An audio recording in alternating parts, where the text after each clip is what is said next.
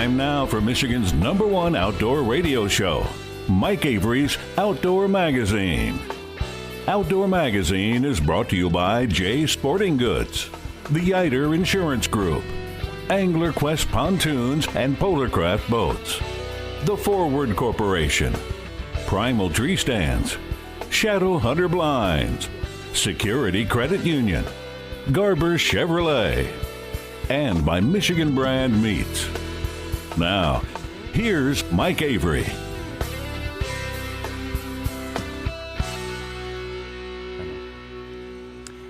Well, thank you, Ken Hunter, for that introduction, and welcome to another edition of the Outdoor Magazine show right here on the Outdoor Magazine Radio Network. My name is Mike Avery, and as always, I am glad to have you along with us as we continue this weekly 3-hour celebration of the history and tradition of the outdoor lifestyle. Hunting and fishing and shooting and trapping and all things wonderful, all things biologically sound, all things biologically necessary, just plain fun, ordained by God, if you want to go that route, and I'll go that route with you. Welcome to the month of June, by the way. We have not talked since it's been June, and, I think we're off to a pretty good start weather-wise. But hey, it's the time of year where that's what you would start to expect, right? And since it is June, I have to ask you, did you remember to get your Michigan bear or elk permit application in? If you forgot,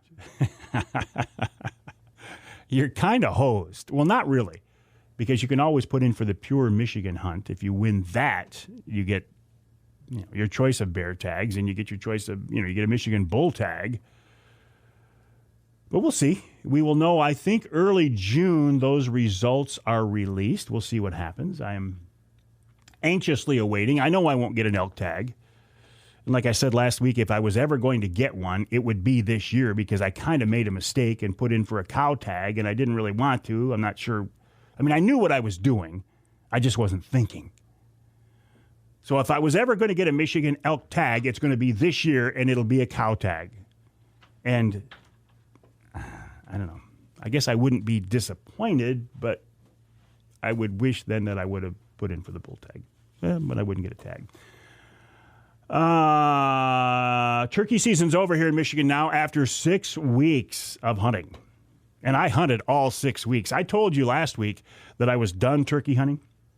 I told you I was done turkey hunting because I had the new Angler Quest, and I was going to start walleye fishing, and it was getting too hot sitting in the blind anyway.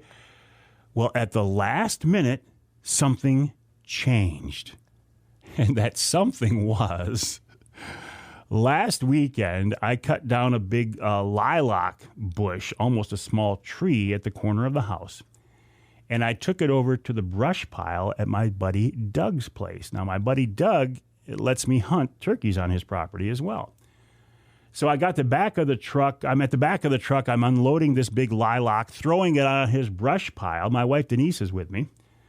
And she said, "Did you hear that?" Well, I didn't, because all I could hear was, brush sliding across the bed of the truck. I said, "No, what was it?" She said, "There's a turkey gobbling back in the woods." And this is 2 o'clock in the afternoon on a sunny springtime, late springtime, early summer day. And I said, So I unloaded the rest of the brush. We drove back to the edge of the woods, and sure enough, at 2 o'clock in the afternoon, this bird is going nuts just into the wood line. And I got thinking. That maybe, since this bird is so vocal and he's obviously roaming around looking for a hen, that maybe tomorrow, the next day, I should come back out and give it one last shot. No pun intended. And also, Bob Ransom of Primal had just sent me one of their breeze blinds, which is designed for warm weather hunting. And that's another reason I quit hunting. The last time I was out in the blind, I love those Wraith blinds, but it was 75 degrees and it was miserable in that blind. And I said, I'm done. Well, I was done until this bird enticed me back into the woods. So I set up this new breeze blind, which, by the way, I like these. They're actually designed to let a breeze flow through the blind, and it was very, very nice. I set it up on the edge of the woodlot. I was out there at 1:30 in the afternoon, and lo and behold, as I was setting up the blind, the bird starts to gobble just into the woods. I thought, Avery, you better hurry up or this guy's going to be in your lap before you're even ready. I put a single hen decoy out in front of me, which I probably should have put a Jake out there too, but I didn't. I had a hen decoy with me. I set the hen decoy out there about 8 yards in front of me. Remember, I'm hunting with a recurve. I got my camera all set up. I got it all ready to go. I made one call and the bird exploded. And now he's just into the woods. I mean, he's not too far from me at all. I called one more time and he gobbled again. And I shut up and I said, this bird is going to come in. He's hot. He's going to come in.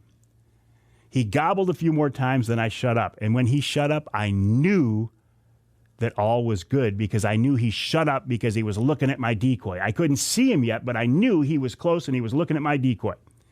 Turns out he circled around behind me. Now, on this breeze blind, it's not 270 degrees of visibility. It's not see-through like the Wraith is. But I had pulled the flap down in the corner of the blind so I could peek my head back and look out. I did that, and there, 15 yards away, is this big, beautiful longbeard in full strut, looking at my decoy. And this is the closest I'd been to a bird in 6 weeks of hunting. And then he started to come in. And I said, Avery, you're going to be rewarded. You have hunted hard for 6 weeks. Now, on the second to last day of the season, you are going to get a shot at a bird. Boy, did he take his time coming in. I was hunting on a Christmas tree farm, and back where I was, there were a bunch of small, like 4-foot Christmas trees. When the bird would walk between the trees, he was outside the range of my recurve. And when he got in close enough to be in range, he was hiding behind those trees. I had him as close as 10 yards, and he was absolutely beautiful. He was in full strut almost the entire time. I could hear him, humming and drumming. If you know that. If you've got a bird who's in strut and he's close, you know that sound. And I kept waiting. I thought, man, walk out from behind one of these trees. Walk out from behind one of these trees. And he never gave me a shot. 10 yards, and I couldn't get a shot.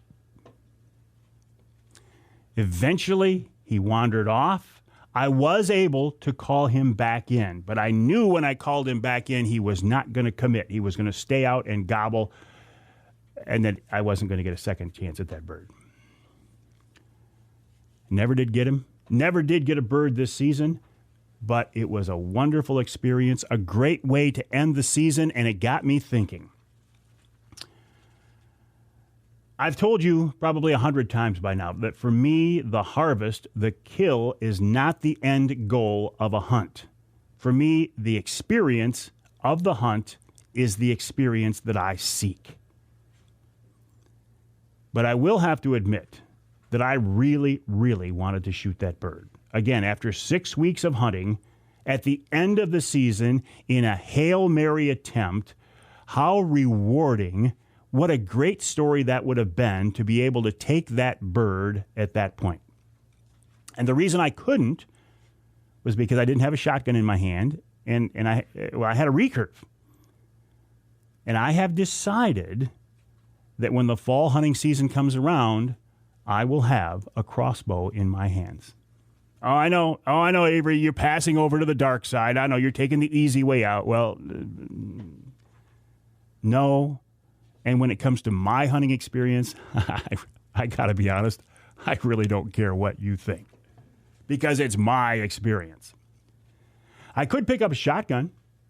I could have killed 3 or 4 different birds this year with a shotgun, but it's not what I want to do. I have nothing against guns. I love guns. I have nothing against gun hunting, but I personally have no desire to kill a bird or a bear over bait with a gun. It's just not something I want to do.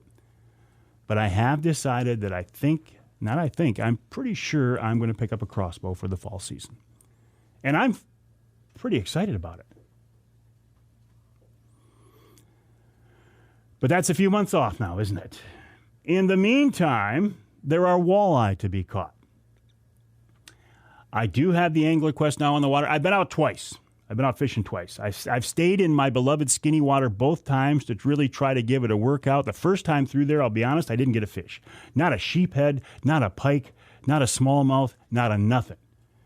We were out the other day. Did get one nice fish in there.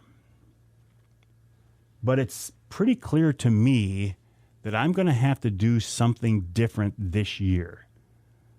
Whether it's commit to spending more time in the deeper water, or again, as long as I'm in a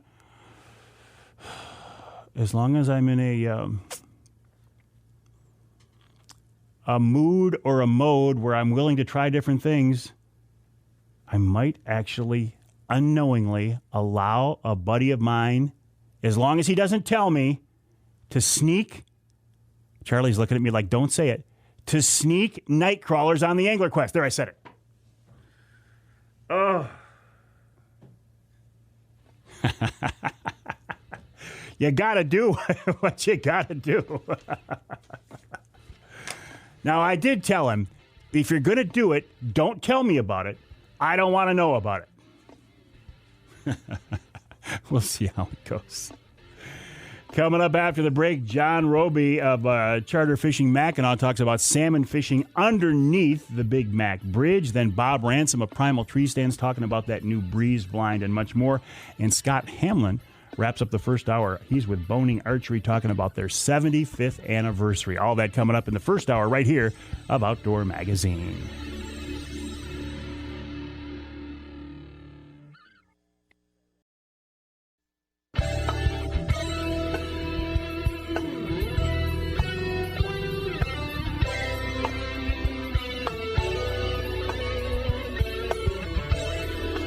Crawlers and crossbows. What's this world coming to? You can hear the Outdoor Magazine show in Alpena on WZTK. That's 105.7 FM.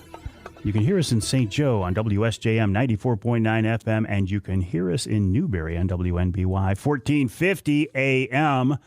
This segment of Outdoor Magazine brought to you by the Linwood Beach Marina and Campground. Linwood Beach can be your year-round Saginaw Bay fishing destination and your Mid-Michigan Tracker and Angler Quest headquarters. Linwood Beach is basically Angler Quest Central. I was talking to the marketing person, Kristen Monroe of Apex Marine, and she said, man, I was out at Linwood Beach, and she said, you're right, that place is Angler Quest Central. It is. But they got a great campground, a great service area, great shop, great people, a ship store, gas dock, floating docks, boat launch. I mean, what more do you need? The folks at Linwood Beach Marina can take care of it.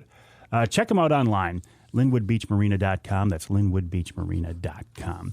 While you are online, also, please check out my website, MikeAveryOutdoors.com.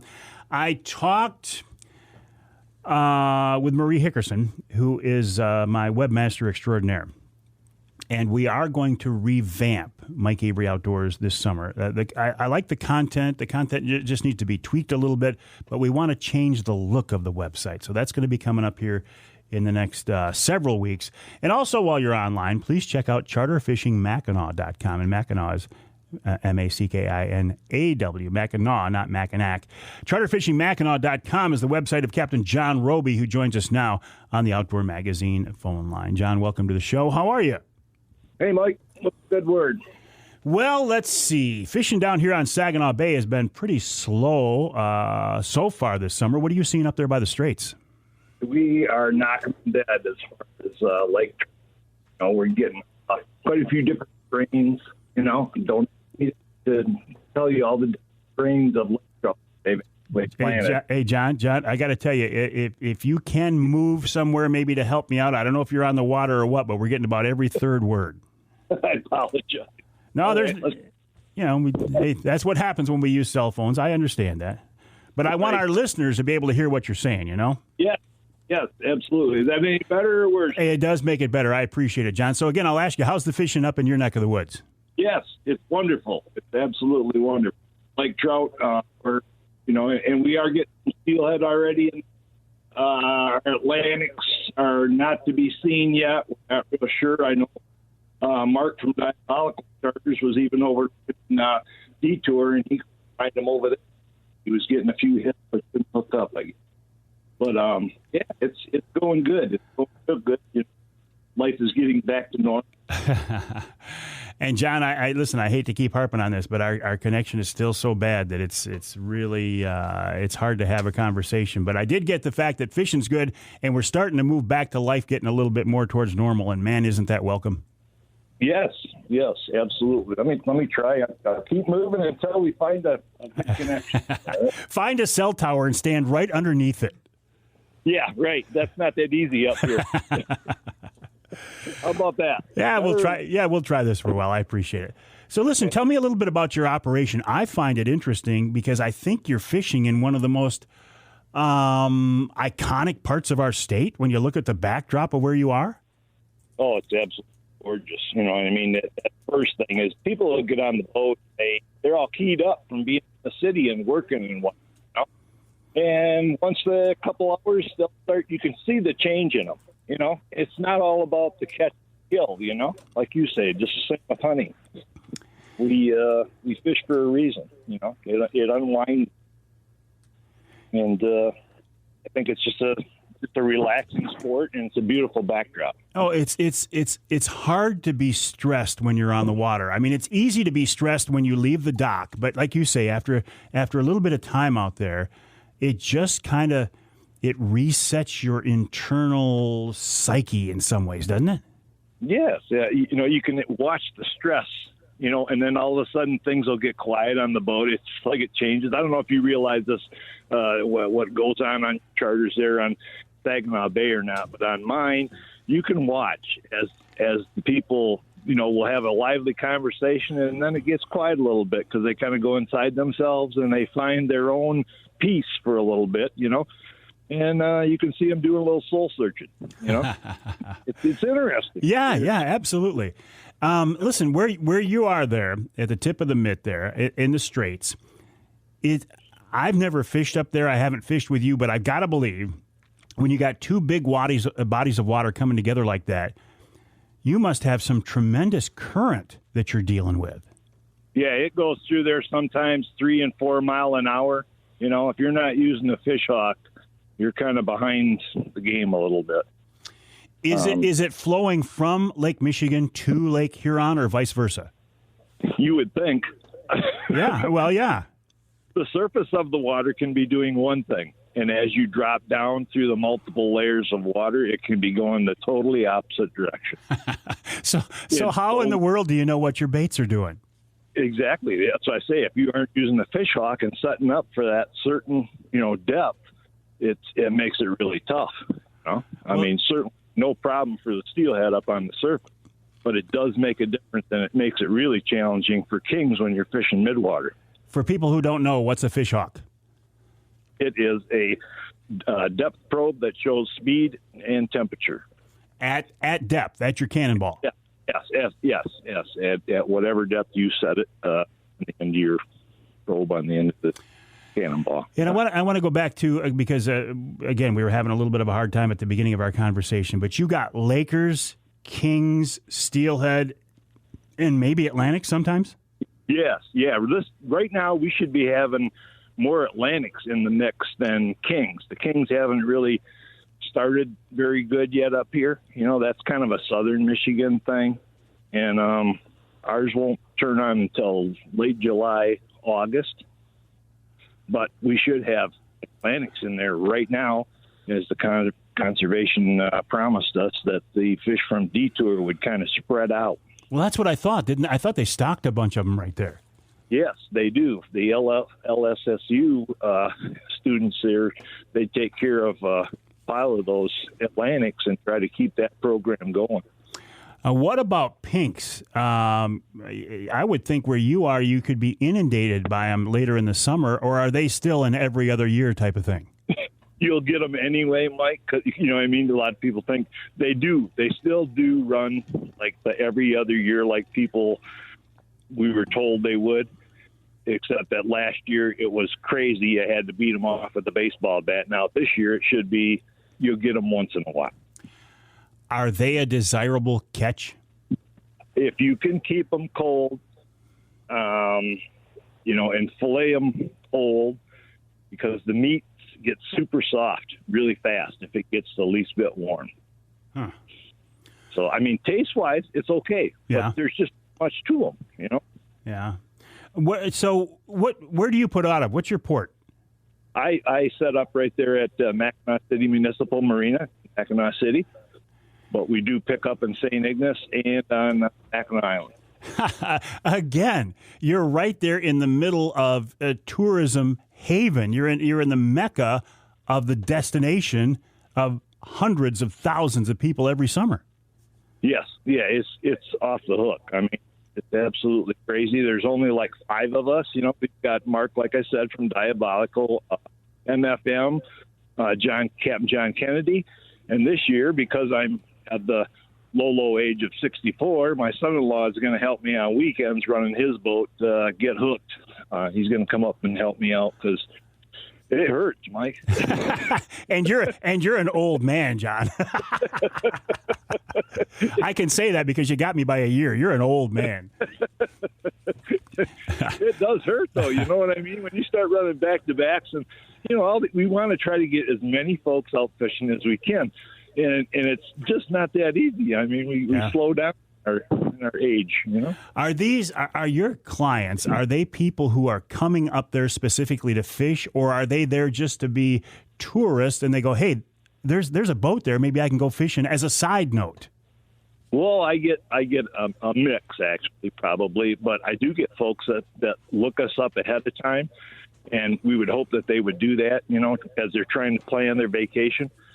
And, they say, wow, we've never went on a charter boat before. Maybe that's a good way to see the Straits, And it is. It's an awesome way to see the Straits. So do you actually fish right under the bridge? Yeah, there's been times when we set up underneath there, and if there's some fish congregated in there, we'll get them. I'm not going to say it's a, 3-time-a-week thing, but like right now, we're probably fishing flats, shallow, 30 to 50 feet of water for Lakers. They're just spread out all over the flat. But your flats, you don't have any sand or mud there at all. Isn't it all rock, or do you have some places you can bounce bottom? Yeah, we can bounce bottom down there. If right now we're running down towards Sheboygan, and we're running the reefs down there. So it just, as long as you're, not really stretched out there, it works pretty good. How long of a run is that down to Sheboygan? It's about 17 miles. See, now you're cutting into your profit when you got to make a run like that, though, right? Yes. Mm-hmm. Yep. Yeah, it hurts. We went 27 running down into Lake Michigan in the fall. We'll run 27 mile out of Mackinac, go under the bridge and around the Horn, and we've been fishing our kings down in that direction. So what about Mackinac Island? Do you get over there? Do you ever troll off the island at all? Yeah. Chris from North Shore was down there, and we had a partner boating outfit where we had too many people, and he trolled the backside of Mackinac and then down the backside of Bois Blanc, and he got a few, but he ended up coming down to Sheboygan, and fishing just had, that's where the gobies are. You got to go where the food is. Yeah. And the gobies are what's making that meat orange and making that fish a lot different fish than the greaser that they said it was years ago. Yeah, well, I just think it's a fascinating service you offer, because you're in a part of the state that isn't normally thought of as a fishing port, but yet it's a tourism destination. So I think you're offering something great, John. I'll send people to the website, charterfishingmackinaw.com. And if you're going to be in the part of the state and you want to go fishing, get in touch with John. Good fishing to you, John. We'll talk again. Thanks, Mike. See ya. All right, John Roby of Charter Mackinaw Fishing, the website, charterfishingmackinaw.com. We'll take a break here in the Outdoor Magazine show. When we come back, Bob Ransom of Primal Treestands. He's got that new Breeze blind out. I want to talk about that, how he continues to come up with new concepts for products. Also, a discount promo code you can use to save money on all their products. That's coming up after the break right here on Outdoor Magazine.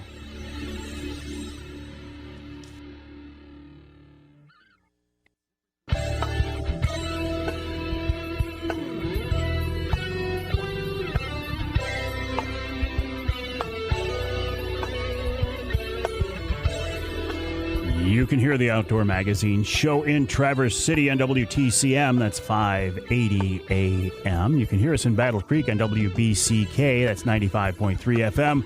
And you can hear us in Lansing on WILS 1320 AM. This segment of Outdoor Magazine brought to you by Speedy Blaze. Speedy Blaze is a safe, clean, water and insect-resistant alternative to firewood. It's safe to cook over because it's made from recycled hardwood. You can use it in your fire pit, your backyard fire ring, your fireplace, your grill. Any place you can burn wood, you can burn Speedy Blaze. They also have these new grilling pellets that you can use to smoke meat or cheese. We did some smoked cheese the other day. It was excellent. And on Memorial Weekend, last weekend, in the backyard patio, a solo stove, we had a Speedy Blaze fire, and it was beautiful and very enjoyable. Plus, they're a family-owned, Michigan-based company, and you know I love that. Check them out online at Speedy Blaze. SpeedyBlaze.com is the website, SpeedyBlaze.com. Also, check out MikeAveryOutdoors.com and two other websites for you, PrimalTreestands.com and OutdoorPregame.com. And I mentioned those because those are where you can see more about Primal Tree Stands and ground blinds, and you know I am a big fan of hunting out of ground blinds. Last year, I started hunting out of that Primal Wraith 270, which is a see-through blind. I absolutely love this product, but towards the end of turkey season, it got a little bit uncomfortable in there. On a 75-degree day, it was a little bit stuffy in there. Well, Bob Ransom of Primal came out with a new product called a breeze blind, and it's designed to do exactly that. It allows a little bit of a breeze to flow through this blind in warm weather hunting situations. I used it at the end of the Michigan turkey season last weekend, and I thought, man, how does Bob Ransom continue over the years, continue to innovate and come up with new products for hunters? And I thought, well, why not just get him on the show and ask him? And he graciously agreed to join us. Bob Ransom of Primal Tree Stands, welcome back to the show. How are you, my friend? Doing great, Mike. Thanks a lot. Thanks for having me. Well, listen, always a pleasure, and thanks for coming up with that breeze blind. Where do these ideas continue to come to you from, Bob? Well, Mike, you know, when you sit inside of a blind, there are times that it can just get overwhelmingly hot. And so we got thinking about that, and we came up with a blind that we really designed a lot of ventilation in it. And I think the key to it is it's got a double roof system. If you can picture this, there's a roof over a roof, and the interior roof is made of mesh. So it allows the heat to dissipate upward, and then the secondary roof is of a nylon shell, and so it's vented all the way around the roof system so that the hot air can escape. And then along the bottom of the blind, we've got half-shaped moon vents on all four sides, and it just kind of creates a nice little vacuum, if you will. It works great. I was very impressed with it, Bob, and I will look forward to using that now during warm weather bear hunts, also early season deer hunts. But the thing I think is pretty exciting is you can use a special code and get this at a discounted rate. And man, we used the same code for the Wraith blind, and we sold a ton of those things. And I'm thinking people are going to want to get this breeze as well. Yeah, I'm using, what is your code, Mike? Mike 20. Mike 20. Yeah. By going on the Outdoor Pregame website and use Mike 20, you get a very significant discount on this blind. Yeah, it knocks it down to $180, $179 or something like that. And this is something now, though, that you've expanded everything at OutdoorPregame.com. If you use that promo code Mike20, you've got a discount on everything there now, Bob. Yeah, well, by using your name, Mike. Yeah, Mike. By using your name. Yeah. But so listen, Bob, tell me a little bit about Primal. Of course, everybody knows you from the old days when you were, I'll use the name, when you were at Ameristep. You started Ameristep. I mean, you came up with the outhouse. You came up with the doghouse. You started that company from one screw-in tree step.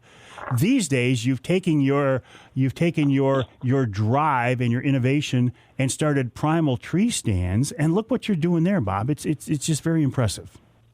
Yeah, Primal Tree Stands, our crutch, if you will, we have a truss and jaw ladder, and the truss system eliminates the stabilizer bar, so you can set it up on crooked trees, let's say trees down in the river bottoms or on the edges of fields, and then the jaw system you engage from the ground, and that allows you to secure the top of the tree stand prior to ever leaving the ground. So that truss and jaw system on our ladders has really been popular, and ladders are a great way to hunt anymore. They're very safe and they're very quiet. My son James and I were setting up a couple of those stands for last season's hunt, and he's hunted out of a lot of different tree stands, and he said it's the most stable, quietest stand he's ever hunted out of. So, and I got to agree with that, Bob. Listen, I appreciate your time. Thanks for continuing to come up with great products. Thanks for offering the promo code Mike20 at OutdoorPregame.com, and I can't wait to see what's in the future for you. Thank you. Bob Ransom of Primal Treestands, website primaltreestands.com and outdoorpregame.com. Again, outdoorpregame.com. Use the promo code Mike20. You can get that Wraith 270 see-through blind that I love, the Breeze blind that I now love, and several other products at deep discounts. Outdoorpregame.com. Use the promo code Mike20, and you will be saving some money and getting some great hunting gear. We'll take a break here in the Outdoor Magazine Show. When we come back, wrap up this first hour with another Michigan-based company celebrating 75 years in the archery business.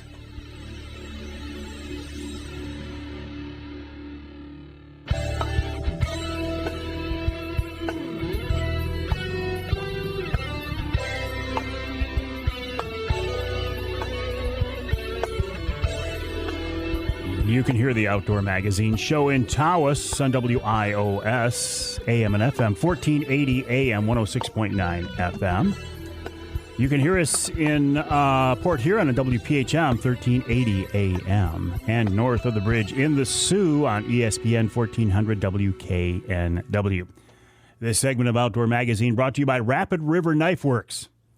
RapidRiverKnifeWorks.us. You probably have a knife in your pocket right now. And you most certainly, when you go out on your hunting or fishing adventures, have a knife with you or will need a knife as a result of that adventure. Why not get a knife from a Michigan-made, family-owned company? Rapid River Knives is just that. Chris Durson does a wonderful job. He's been making knives now for, 3 decades? They have a beautiful showroom there in Rapid River. Other places sell their knives as well. Jay's Sporting Goods sells their knives, for example. I am so impressed. Listen, there have been certain companies I've wanted to work with for a long time, and when I was able to establish this partnership with Rapid River and Chris Durson, very, very happy. Check out their products, rapidriverknifeworks.us, rapidriverknifeworks.us. And we have some promos coming up where you will have a chance to win a Rapid River knife. Details on that coming up. Another Michigan-based company that I am so proud and so pleased to be able to work with is Bohning Archery. Bohning Archery been around since 1946. So that means this year, 2021, is their 75th anniversary. They have been innovators in the archery business in target archery and bow hunting now for 75 years. Scott Hamlin is with Bohning. He's also an avid bow hunter, and I wanted to get him on the show here to talk about this celebration, to see how things are going. Scott, welcome back to the show. How are you?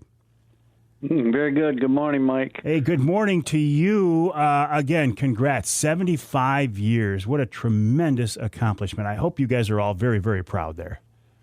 And we certainly are. It's quite a story, and it's funny, this company is so family-oriented. We just had a company-wide breakfast this morning. All the leadership group put on a breakfast for everyone. So we're in the midst of our busiest year, and yet we take time out to enjoy some of that. Glorious morning. Oh, my gosh. Oh, absolutely beautiful morning. And the year started out on kind of a sour note. I thought, man, I wonder what the guys at Bohning are going to be able to do to celebrate this tremendous anniversary. But things are opening up. So what do you have planned, Scott? Right. Right, so we've had several programs in place for ATA last year, and of course that got canceled. But one of those projects was the creation of some six-pack arrows that commemorate the anniversary, and it's an arrow from each of the OEM manufacturers, wrapped with a special 75th anniversary wrap, and then fletched with 6 different veins, 6 different style of veins, and we did 75 of them, a limited run. One was coming your way, and then we shared them, across the industry. We also gave them away to some of our dealers, just in drawings, and also the public. So they're beautiful, and that took place, even though we couldn't celebrate it at the ATA. But I just recently returned from Easton out in Salt Lake City, and I was privileged enough to watch the Olympic archery trials that take place there at the Easton Foundation, and that was pretty exciting. And visit their facility. And of course, they have one of the sets, and they have it displayed right in the front of their facility. We've been obviously working with them, who Easton turns 100 next year. So just exciting stuff to get out and talk about this with everybody. And every archer you talk to is obviously aware of Fred and Easton and Bohning and the heritage founders, really, of today's archery. It's a fun thing to do. It is. And, I say, of course, you know this. You know it better than I do. But Roland Bohning was right there at the beginning of this whole thing. He was there rubbing shoulders with these guys. And today you continue to innovate and come up with new products. What's the key to success over 3/4 of a century? Yeah. It really is the people. And it's not, went from Rowling to his son-in-law to now Larry Colby's son-in-law as ownership, but also the employees themselves. Numerous employees over 20 years, some over 30.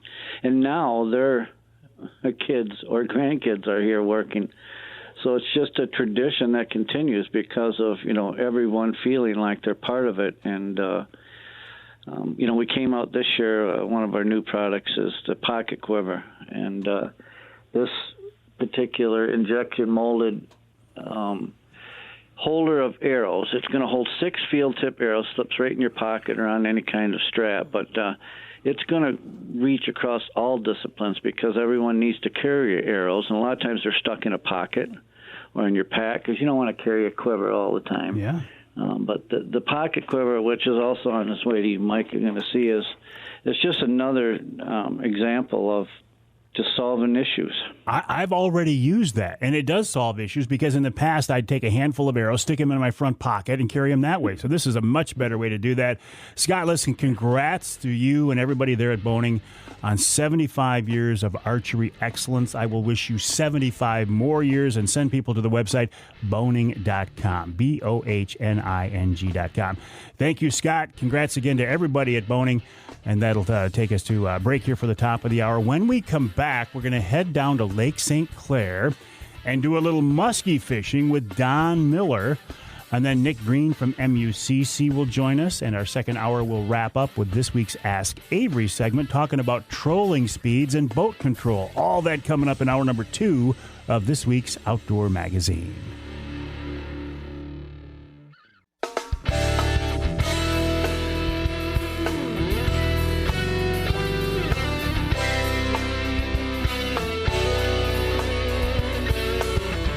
Time now for Michigan's #1 outdoor radio show, Mike Avery's Outdoor Magazine.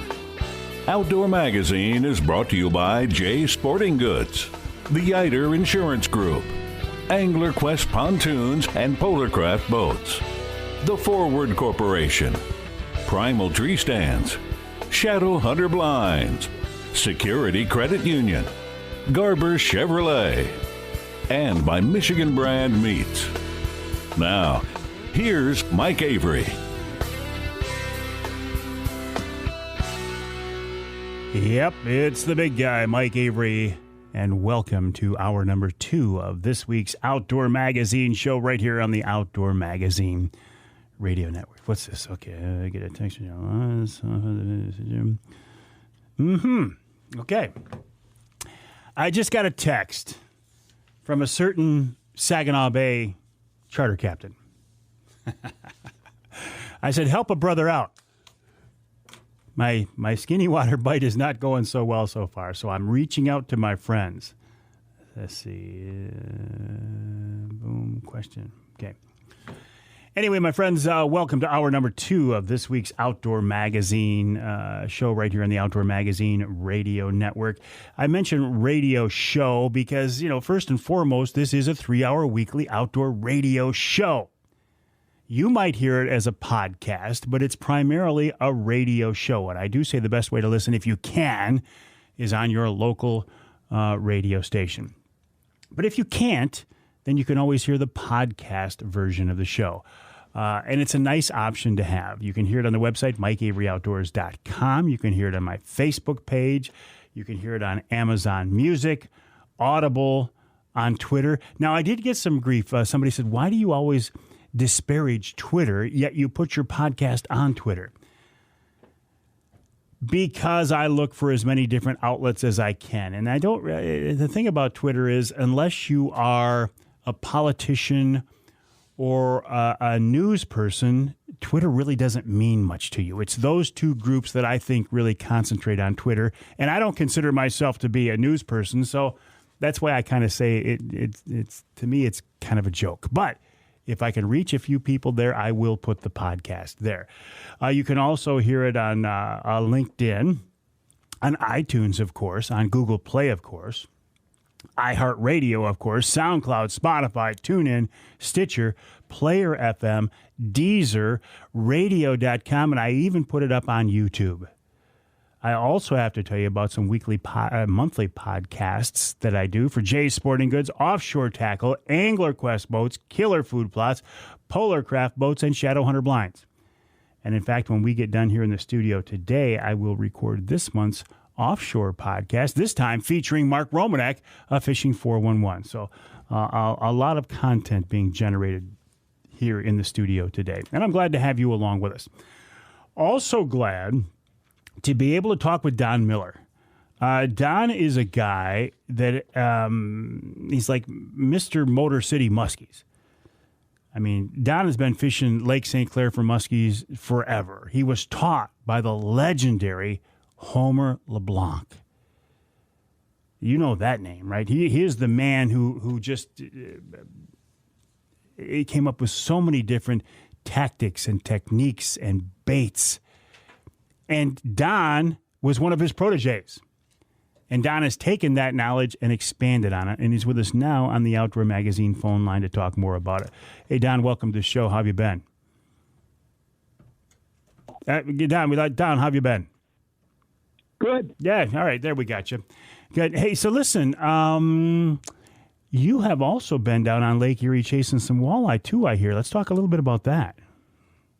Well, I was out just a couple of days ago doing that, and Friday was the monsoon day, and yes, it was. Saturday was the windstorm day, and we went Sunday, and we did okay, just dragging bottom bouncers and crawler harnesses. Purple was the color, and we were getting some nice walleyes. We got one lunker that went about 29 1/4. Wow. And 29 1/4 inches, that pounds. You know, yeah. Clair and you catch muskies, that's 29 1/4 pounds. That's still a nice fish, but 29 1/4 inches, and it was good. A lot of fish were running 2 to 4 pounds, and a couple of dinks in there, 15 1/2, 16 inches, but those are the good eaters right there, too. Yeah, so but I didn't think... I didn't think a guy like you who concentrates on these massive, top-tier predator, hard-fighting fish would ever stoop to those lowly, non-fighting but good-tasting walleye. Hey, Mike, they're not a real fish if they don't have teeth. Okay. Are you running charters down there, or are you just down there for fun? No. I was on a friend's boat. Okay. I got an invite to go on a friend's boat. He's a new charter captain, and he wanted me to come on his boat and bless his boat a little bit, and I helped him through his inspections and nice. told him a few things he might need to do and pointed out a few things and cleaned up he passed, and he wanted to have me as a guest on his boat. So that's nice. I was honored to come down to his boat and chase a couple walleyes down there with him. So. Well, and you probably don't get a chance to get out there and just enjoy yourself on other people's boats because you're the captain of the helm of your boat, charged with catching people monster Lake St. Clair muskies. A good day on a boat is I really didn't have to do much thinking. It was just kind of like walleyes were fun, and I didn't have to put a lot of pressure on things. It was just a very relaxing day to me. You know? Good for you. Now I had fun. Well, and hey, listen, fun is what it's all about, right? That's why we fish. Yeah, I was out, even when I'm out on Lake St. Clair, it's fun. You know? Oh, good. And how many years have you been? How many years have you been out there on Lake St. Clair now, Don? Over 40. Wow. I don't want to count any more than that. Afterwards, we start losing count. So that's long enough. That's long enough to establish your credibility, but not so long as to make you ancient. Let's just say, I probably, if I was go back through all my diaries and logs that I got, I probably have trolled around Lake St. Clair. I mean, around the world 5 times at 5 miles an hour on Lake St. Clair. You know, over the years. So, there aren't too many places I can put a line to out there. How did you establish this relationship? How did you meet Homer and work with Homer in the beginning? Well, I met Homer at a Muskie Club meeting, and he was looking for a guide to be behind his house.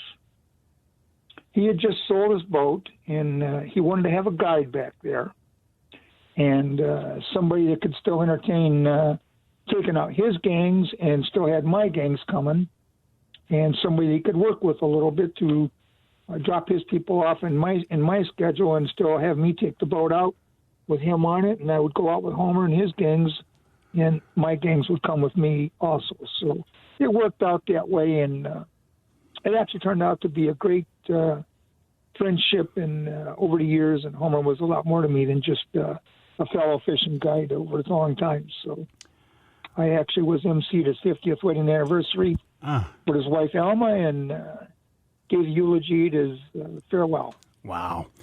Well, I remember going down in the basement of his house with you one time, and it was like a muskie shrine.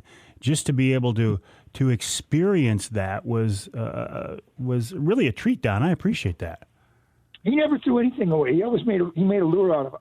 Homer would come on the boat, and he would fish experiments on his side of the boat.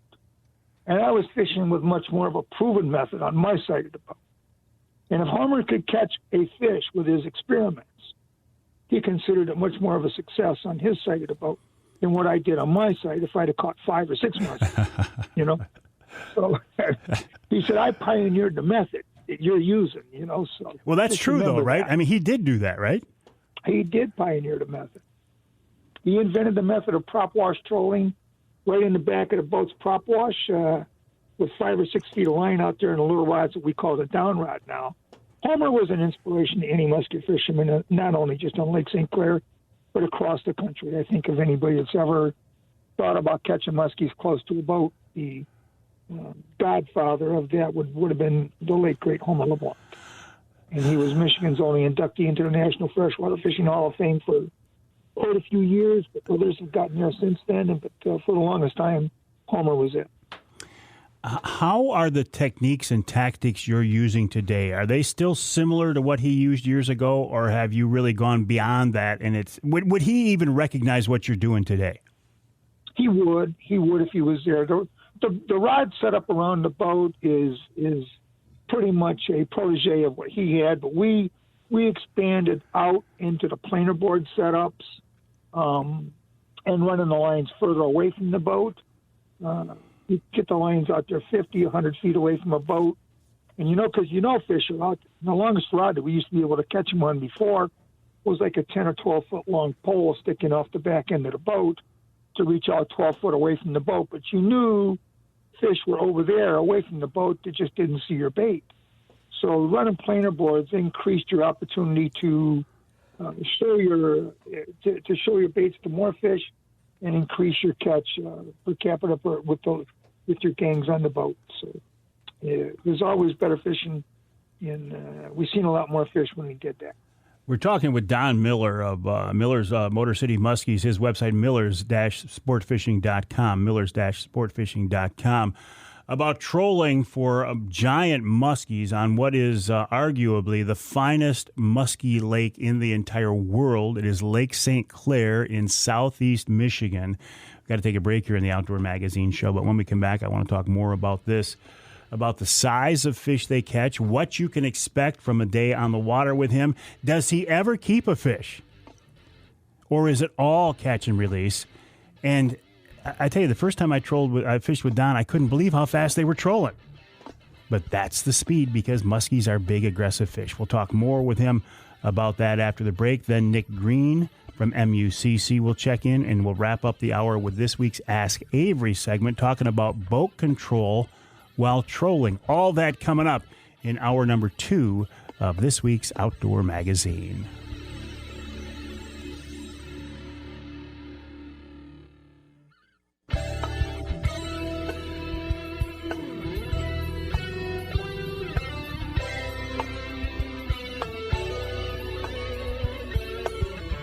You know, it's hard doing a radio show during the fishing season because during the entire break, I'm texting my buddies about a trip that we're going to take tomorrow. And then I hear the music starting. So if I seem a little preoccupied right now, I admit it. I am. And all I'm going to do is go chase walleye on Saginaw Bay. You can hear the Outdoor Magazine show in Caro on WKYO. That's 1360 AM. Also on WIDL 92.1 FM. And you can hear us in Sheboygan on Big Country Gold WCBY. Again, AM and FM, 1240 AM, 100.7 FM. This segment of Outdoor Magazine is brought to you by Bohning Archery. We talked with Scott Hamlin of Bohning Archery in the first hour of the show. They are now celebrating their 75th anniversary in the archery business. Roland Bohning started Bohning Archery in 1946, working with Fred Bear and the like, so he's been around for a long time. Congrats to everybody at Bohning on 75 years of making great products. They continue to innovate, come up with new products, new designs, so congrats to everybody there. Their website is Bohning, Bohning, bohning.com. While you're online, please check out this website, millers-sportfishing.com. That's the website of Don Miller's Motor City Muskies. Don is a very well-known Lake St. Clair Muskie charter captain. Don, has that season now started, or are you just getting ready to get started? Just getting ready to get started this Saturday, coming up the first Saturday of June traditionally. It opens up then. And what do you expect? I mean, any reason to believe that this year's going to be exceptionally good, exceptionally bad? How are your water levels? What are you seeing out there, Don? Well, the water levels are up, but they're not over the docks. You don't need to wear waders to get on the boat anymore, so I've seen that not too long ago, or boots to get out. Yeah. But, and we had to build steps to climb up inside the boat. So the water levels are about, I'd say, 1 to 2 feet below the dock. So you're in pretty good shape. No worries there. But the water tables are safe. They're still up over what I've seen in other years where it looked like they were dangerously low and you were fishing in a swamp instead of a lake. Yeah. I think it's going to be great. People have to be aware that the border is closed to Canada, but there's plenty of good fish to catch in Michigan, and there's a lot of creeks coming in here.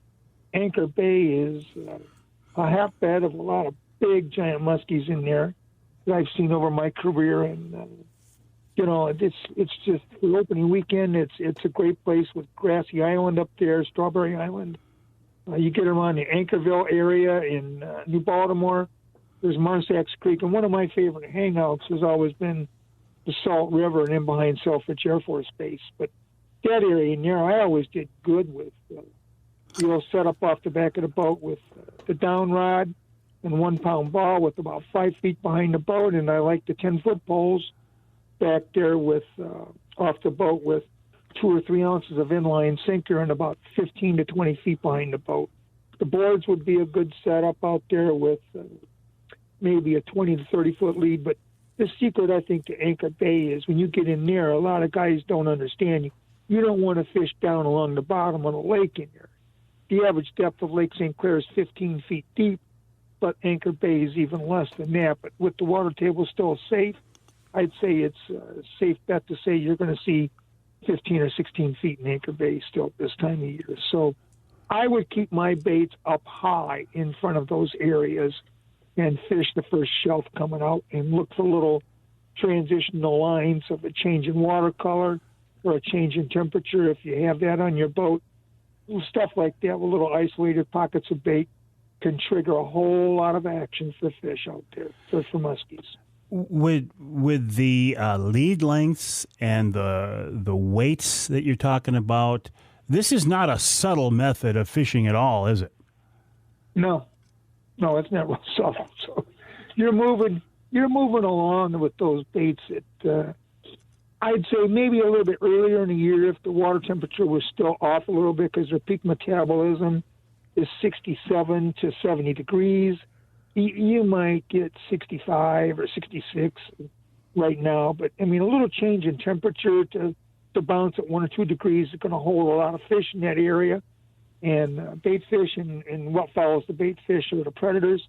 And like I said, you can get in there and you can come through with a speed of, well, maybe when the water's a little bit cooler, you want to slow down a little bit, but nothing under 4 miles an hour. And then you get into the heat of summer, I've speeded them up to 6 miles an hour, or a little over 6.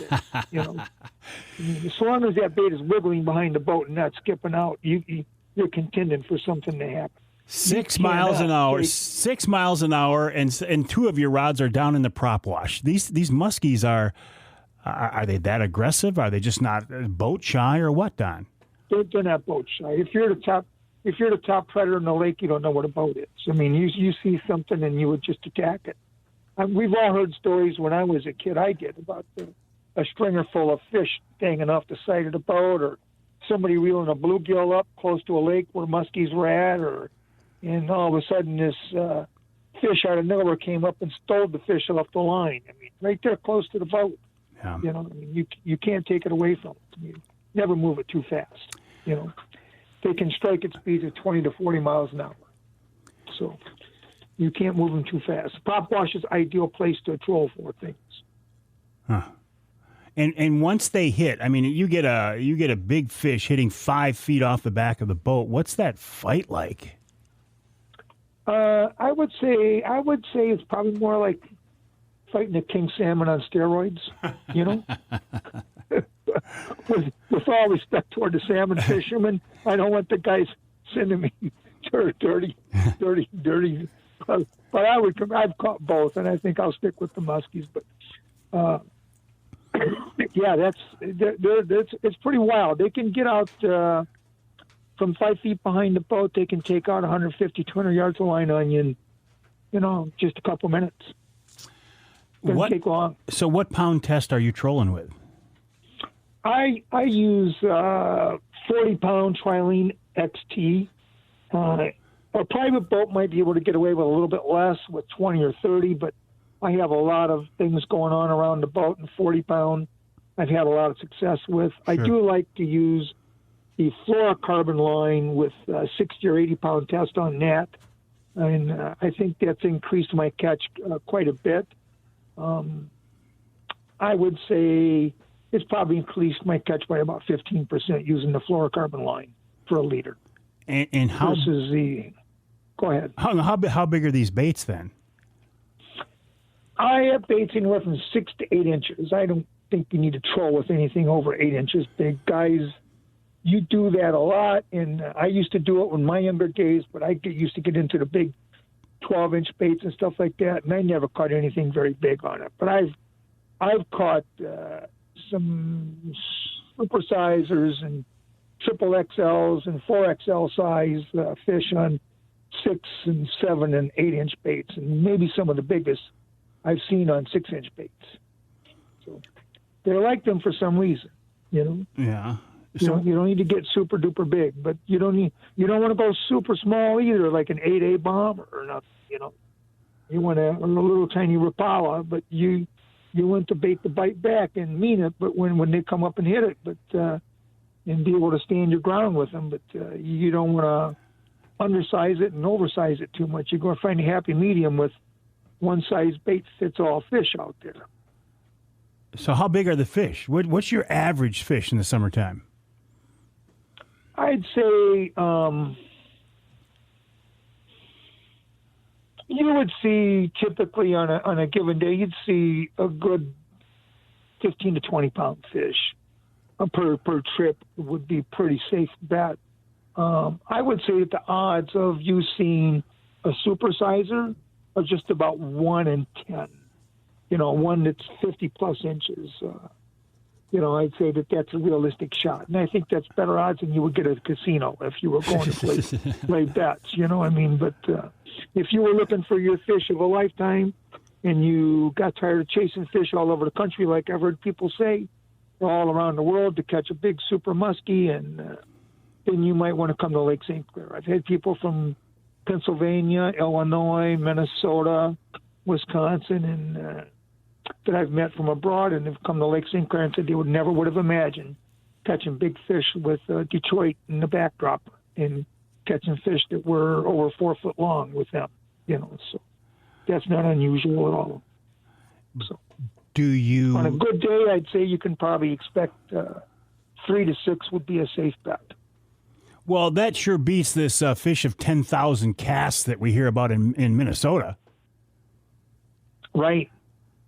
In Wisconsin, they say it's a fish once in a lifetime. But on Lake St. Clair, I'd say arguably might be the best muskie production lake in this corner of the world. I don't even think you can argue that, Don. I mean, from what listen, I'm not down there obviously as much as you are, but everything I see, hear, read, and have experienced myself, I don't think you can even argue that. But I think if you talk about world-class fisheries, Lake St. Clair comes into the conversation now, catch and release pays That's off. what I was just going to ask you. Is part of that because you guys never keep the fish? We never keep them. We put them back. There's a certain percentage of it that dies off anyway, but we never keep them. We put them back. And I think that's, like I said, if you're going to go talk about world class, I think Lake St. Clair is just the next step is going to be it'll be in there. But when you go talking about it right now, Lake St. Clair is brought up in the conversation. What's the biggest muskie ever brought in on your boat? The heaviest muskie I've brought in has been 55 inches and 46 1/4 pounds. Will you ever beat that, or was that your fish of a lifetime? Mike, I won't say I haven't had some bigger on. I just never seen them, okay? Yeah. Spoken like a true fisherman. I have not seen them make it to the boat. Once I put that rod on the angler, it's kind of up to them, Sure, sure. I know what I might do. I know what Homer would do, and I know what a couple of other guys that are my mates would do. But, you got to trust when you put it on somebody and say, hey, please bring it home for me, And a little 12-year-old boy caught that for me, Oh, really? Yeah. Because he listened. Because he listened to what you said. He listened to what I had to say. Yeah. Absolutely. If the guys, I just think, I just think to myself, I know a 12-year-old kid that caught one this big. Why can't you do it for me? So. Well, Don, listen, it's always a pleasure talking with you. I wish you a wonderful season on Lake St. Clair, and send people to the website millers-sportfishing.com if you want to experience some world-class muskie fishing. You don't have to leave Michigan.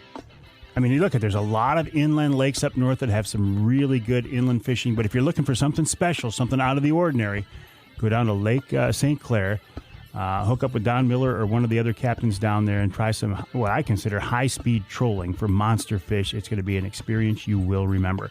We'll take a break. When we come back, Nick Green of MUCC right here on Outdoor Magazine.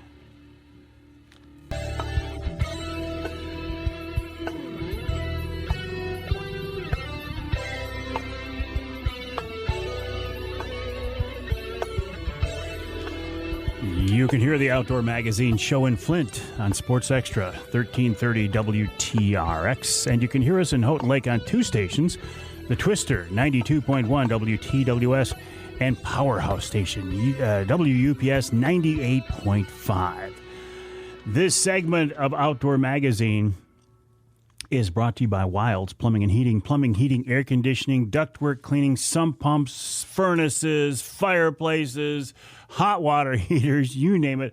The folks from Wilds can help you out. They can install, they can repair those pieces of equipment.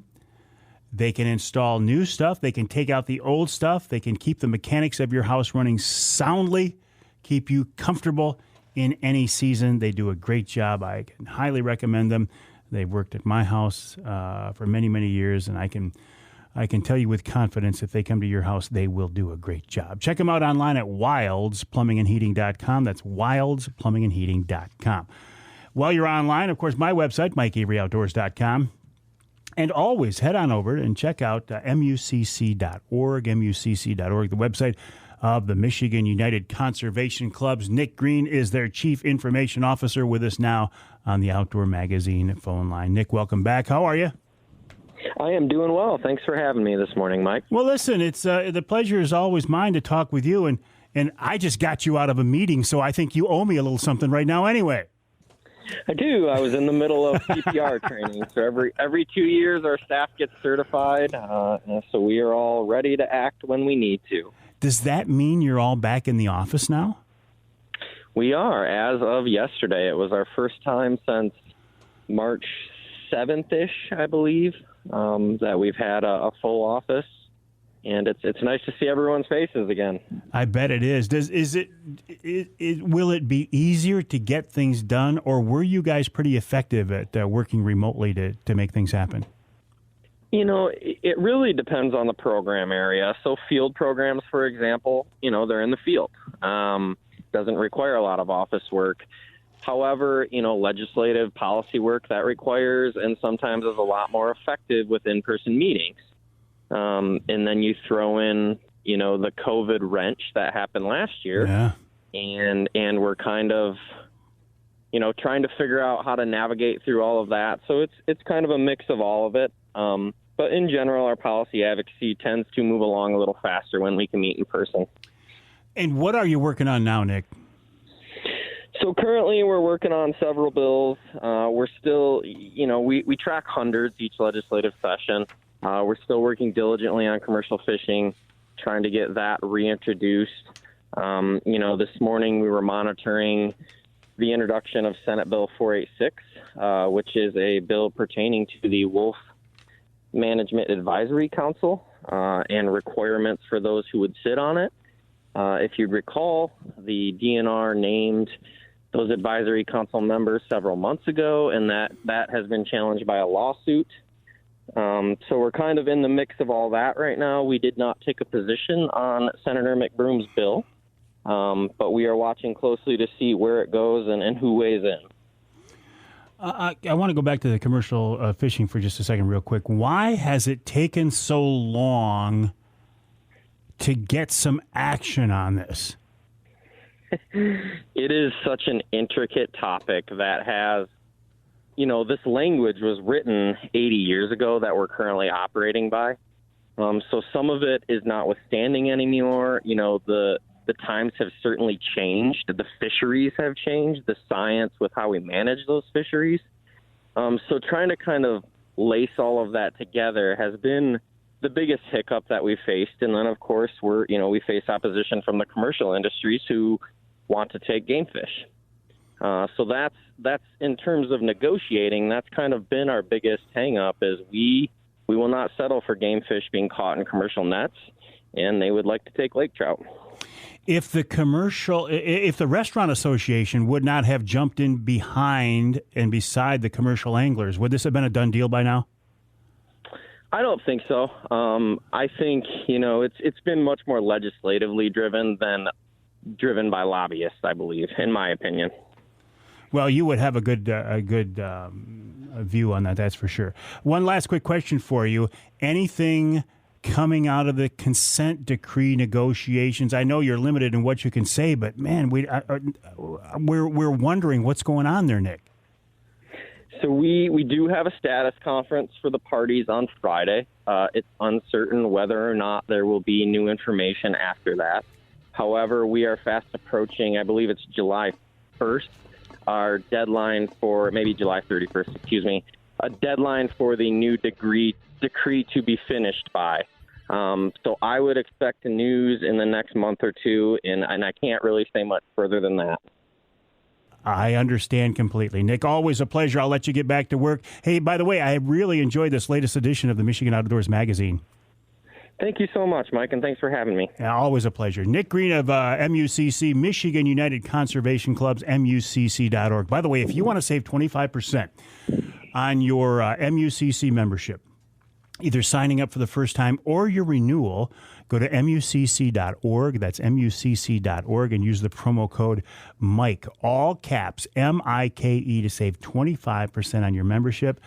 You can go to outdoorpregame.com, use the promo code Mike20 to get a deep discount on everything on that website. And one more for you. If you go to michiganbrand.net and use the promo code Mike21, you can get, I think it's 20 or 25% off everything that Michigan Brand Meats makes. That's Mike21 at michiganbrand.net. We'll take a break here in the Outdoor Magazine Show. When we come back, we'll wrap up this second hour with this week's Ask Avery segment. We're talking about boat control, boat speed while trolling. And I'll tell you what little bit I know about that coming up after the break right here on Outdoor Magazine.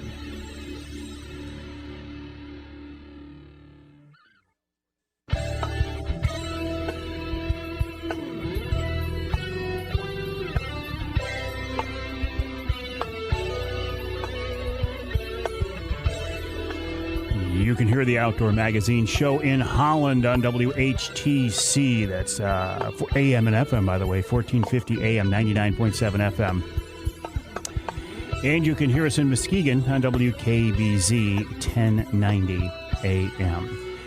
The Ask Avery segment is brought to you each week by Security Credit Union. Security Credit Union loves to work with outdoorsmen and women, and they can help you with your next outdoor experience, your next outdoor adventure. Check them out online at securitycu.org. That's cu.org. The Ask Avery segment is your opportunity to be directly involved in the content of the show. You can send me a question that you would like me to answer, or some information from somebody else. Send me an email, Mike at MikeAveryOutdoors.com. That's Mike at MikeAveryOutdoors.com, or hit me up on any of the social media venues. But I do like the email option, Mike at MikeAveryOutdoors.com. And that's what Bobby Reynolds did. He said, "Hey, Mike, I know you like to troll, and I'm looking for some advice. I just bought an older 19-foot Starcraft." Listen, Starcrafts are great boats. I've had several Starcrafts. I loved them all. They can't compete with the Ride of the Angler Quest, but Starcraft is a great, great boat. A 19-foot Starcraft, planning to fish walleye and maybe some salmon with it. It's set up with a 115 outboard, 115-horse outboard, a 9.9 kicker, and an electric bow mount trolling motor. He says, "I'm a bit confused about how these all work together and what motor or motors should I use. Can you help me out?" Well, Bobby, I can tell you this. You are set up perfectly to troll. Between the big motor, the kicker, and the bow mount, you are ready to rock.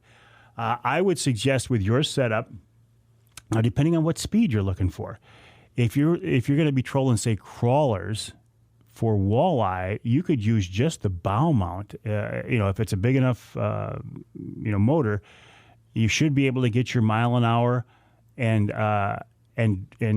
troll with the motor and control the speed with just your bow mount.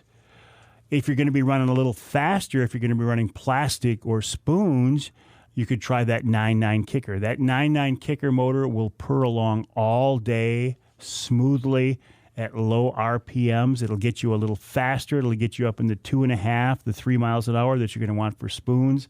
And even if you use that, by the way, you can use the kicker just for propulsion, and then you could use your bow mount trolling motor because you have control with that, steering control. You could actually use that to steer the boat. So that would be a good option as well. And since your boat is older, you probably can't do that. But I'm finding with the newer outboards, even the big ones, like the 300-horse outboard I have in this new Angler Quest, I can troll down with that thing using the troll control feature to 550 RPMs, and then adjust the RPMs in 10 RPM increments to dial in the speed. So on the newer motors, you control those down as smooth as can be. There's one more option. If you find yourself in a situation where and you probably won't, on your boat, but if somebody else has a bigger motor and they can't quite slow down enough, You can use what I call trolling bags or sea anchors, and that's nothing more than a big rubberized or canvas parachute that you put out preferably on both sides of the boat.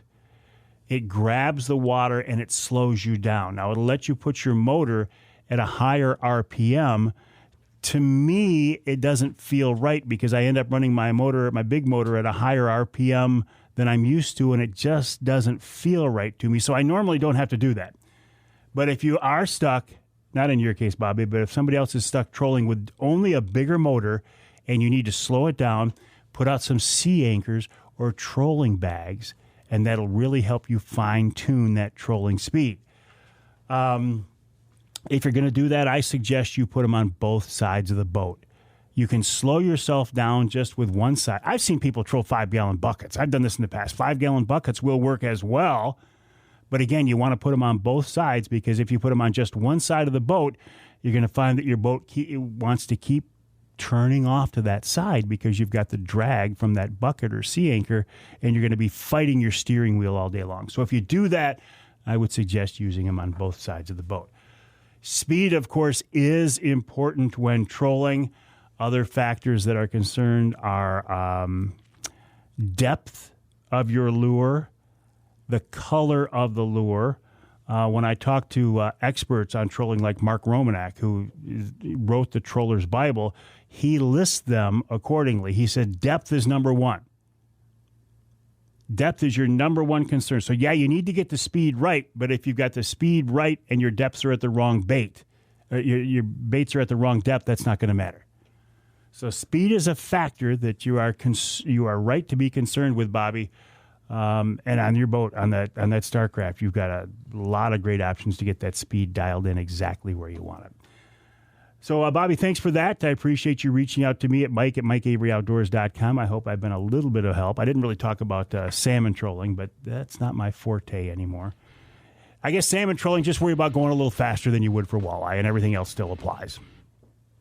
Well, no, it doesn't, because then you've got downhill trolling and uphill trolling. You've got the currents below you to worry about, so you've got some different factors. Oh, as always, thanks to my friends at Security Credit Union for helping to make each week's Ask Avery segment possible. Check them out online at securitycu.org. That's securitycu.org. We'll take a break for the top of the hour. When we come back in our final hour, hour number 3 this week, we're gonna dial it down. We're gonna make it simple. We're gonna talk about the basics of fishing with Dave Rose of Wildfishing right here on Outdoor Magazine.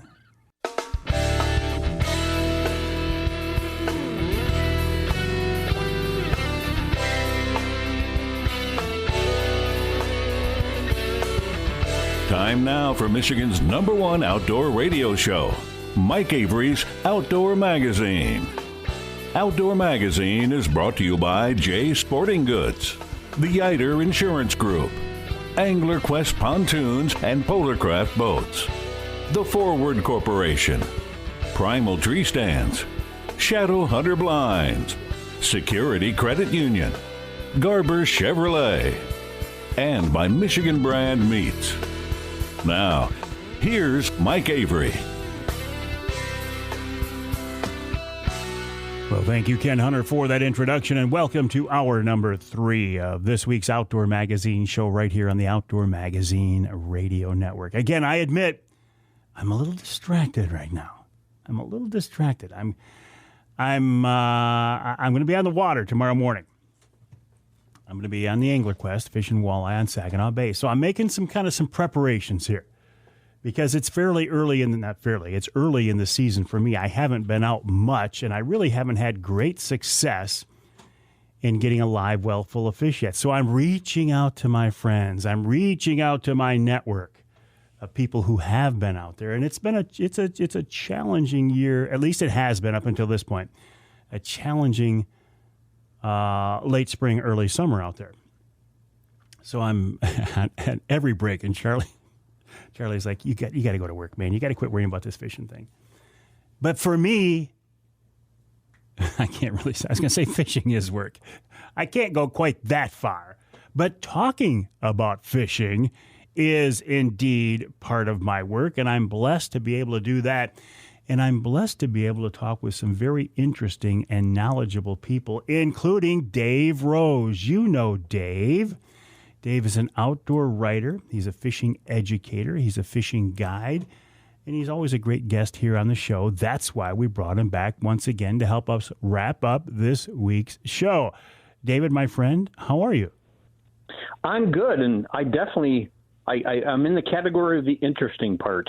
That's right. That you are. What have you been up to lately? You know, I have just been kind of catching up on stuff, getting, I hate to say it, I have too much fishing stuff.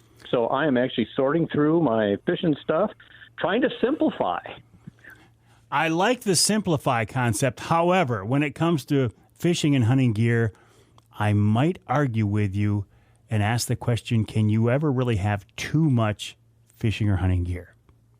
Well, yeah, you surprising enough, no, you can never have enough, but I need a bigger pole barn and I can't afford that right now. So. I see what it comes down to. Right.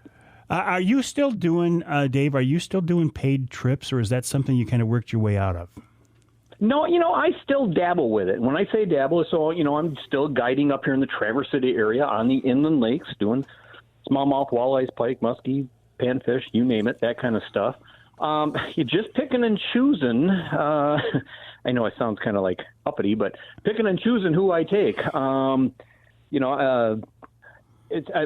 not young anymore, so I'm not worried about trying to make nobody makes a lot of money in the fishing industry, but, trying to make a living at it and stuff, doing just that one thing. So, yeah, I'm still guiding, and it's just one of those things. It's kind of a last-minute kind of gig because you never know what the weather is going to be, or if somebody's in town, that kind of thing. My guide service is not see how many fish you can fill a cooler with.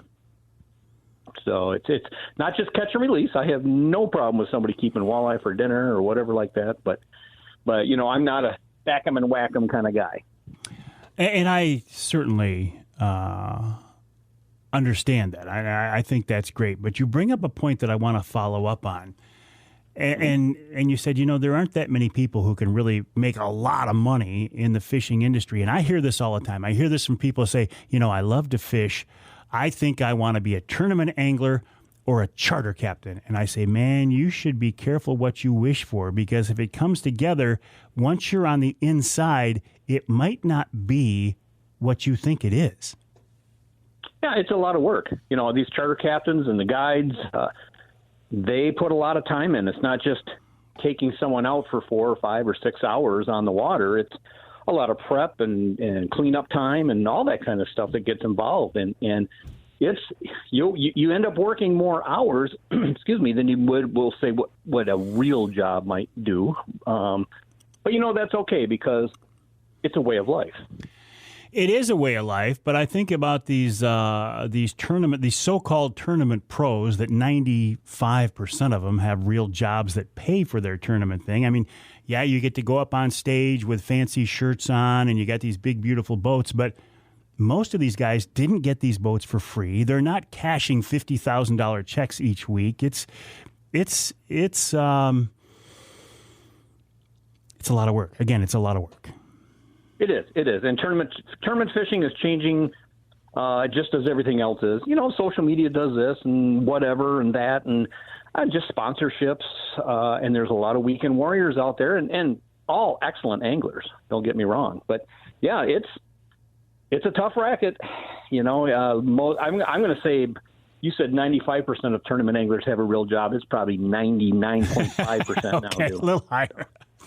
Are we in general, as a fishing population, are we better anglers than we were in our dad's or our granddad's day? I'm not going to say better, but we have different tools. So, for an example, your dad, your granddad they knew a lake inside and out. They understood there was a rock point that kind of came out underwater here, and that's the walleye showed up this time of year on this thing and whatever. And there wasn't as much angling pressure There's a lot more people fishing now than there used to be. But now we have all these electronics and whatnot, and we can find areas to fish. We can find all sorts of stuff. And some of these lures are just so lifelike and whatnot. It would be hard to be a fish right now. Not if I'm chasing you. It's pretty easy. But we've got technology, we've got gear, we've got social media, we got all these things to learn more about it. But the goal is still the same. I mean, yeah, some people want to go out and they want to put fish in the freezer, fish on the table, and that's wonderful. But we want to go out and have fun. Oh, we want to have a great time. I mean, there's nothing better. I mean, that's why we mushroom hunt. That's why we deer hunt or turkey hunt or grouse hunt or fish or all these different kinds of species. Is, hey, we're just outside. We're able to take our brains out for a few minutes, concentrate on the end of a rod or concentrate on a flush of a grouse or something like that, rather than, what the world's going through. I don't hear you talk much about hunting. Are you a hunter at all, Dave? I am. I dabble with it. I love venison, so I go out deer hunting. I am not a trophy hunter by any means. I've passed up a lot of bucks, though. How's that? So, yes, I'm out there hunting deer. I love to grouse hunt. Get a few of those a year. Turkey hunting, I've got to get back into it. I've done it a few times, and it's just one of those things that always takes me by surprise in the spring. It's like, I haven't applied yet. How did that happen? Yeah, exactly. It was just January yesterday. Well, yeah, I just love turkey hunting. Knowing your personality like I do, I think if you got into it, I think you'd really enjoy it. I think it's one of those things you would look forward to every year. Yeah, I agree, and I've got to know some of the best turkey hunters in the nation, yeah, I mean, it's their passion. I mean, this is what they do. They, make handmade calls, this and there, and it's all about a bird. You can go to the grocery store and buy under for $5. Yeah, well, and isn't that one of the cool things about what you and I both do? Is that is part of our job is we get to talk to people, knowledgeable people, the top experts in many cases in a given aspect of our world. That's a pretty cool opportunity. Oh, it's a very cool opportunity. I have got to fish with the best bass anglers in the world, walleye anglers, you name it, go to different parts of the country. And even when I'm fishing, I mean, a lot of these guys and gals are diehard, true hunters, and they're at the top of their game. And I'll never be, I mean, just like I said, a turkey hunter who is a famed turkey hunter, makes his own calls, all that kind of stuff. I'll never be that good, because I like to dabble in a little bit of everything. But again, I understand completely what you're saying, but that's one of the things I love about the outdoors is whether it's a hunting or fishing adventure, it is what we want it to be. We can make it as hardcore and as sophisticated and as in-depth and detail-oriented as we want it to be, or we can be just casually out there enjoying the sunshine and fresh air, and both ends of the spectrum are equally as enjoyable. Oh, I totally agree. I totally agree. And I get into maybe one thing a little more than another or whatnot. And, like I said, I've got to know the best of the best. And when it comes to detail-oriented, I mean, they are the best because they are very detail-oriented. True, very true there. We're talking with Dave Rose. Dave, where do we find you online? I mean, the website, the one that you used to have, is that still up and active? Is that viable? It is wildfishing.com. It is embarrassingly out of date. I'm literally, we always talk about this, but I actually am working on it right now. So. Yeah, you've told me that before. I've heard that story before. It's like the check's in the mail. Dave's working on his website. I've heard it all before. It's only been a decade. I mean, don't rush me. I will look forward to seeing the updated Wild Fishing. But in the meantime, you can go to wildfishing.com and you can get a little bit more feel for Dave Rose, who he is, what he's all about. But listen, why not just stick around after the break for the second part of our interview here, and you can hear it right from Dave himself. So we will take a break here in the Outdoor Magazine Show. When we come back, I want to talk more about Dave, about his passions for the outdoors, and about fishing in general. And we'll take it down to the basics. Forget about all this high-speed musky trolling or trolling under the Big Mac Bridge for salmon. Let's get back to the basics of what fishing is all about.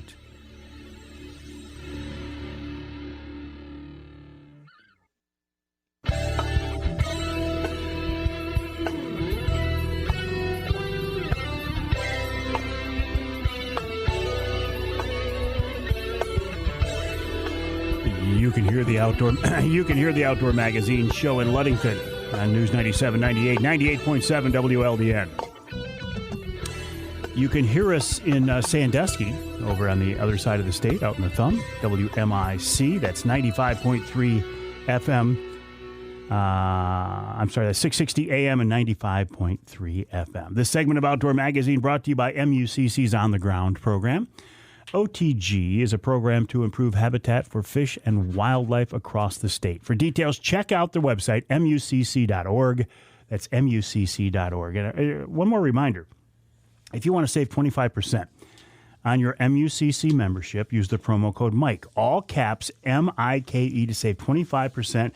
While you're out there saving money, if you go to outdoorpregame.com and use the promo code MIKE20, you can save big on everything on the website there. And if you go to michiganbrand.net and use the promo code Mike21, you can get a discount on every product that Michigan Brand Meats makes. And you know what? We've got at least one more promo code in the works. I'm looking for ways to save you money, my friends.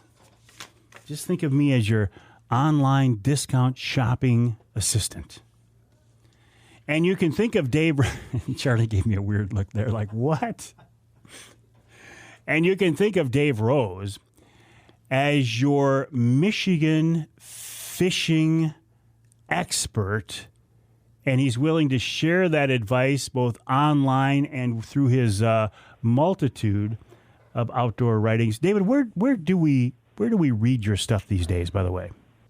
Of course, all the Michigan-based magazines, and then, Field and Stream, some national other magazines, that kind of thing. I'm freelance, so I'm not writing for any one particular one all the time. And you'd be surprised where some of the stuff shows up. I've got some queries out for like Men's Journal and some airline type magazines when you're in the big jet and reading the magazine and all that kind of stuff, because people want to know about the outdoors that might not buy an outdoor magazine.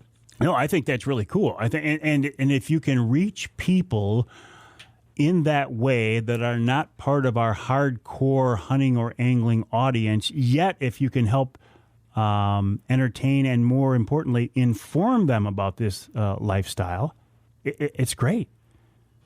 No, it's wonderful, and that's really been my passion, is to kind of just help people enjoy the outdoors. I had a massive weight loss, that kind of thing. I enjoy telling people how to lose weight. I enjoy telling people how to.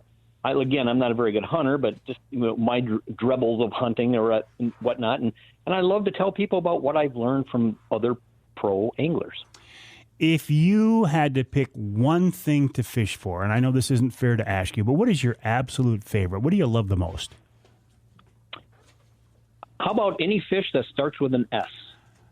So smallmouth, steelhead, those would probably be my two.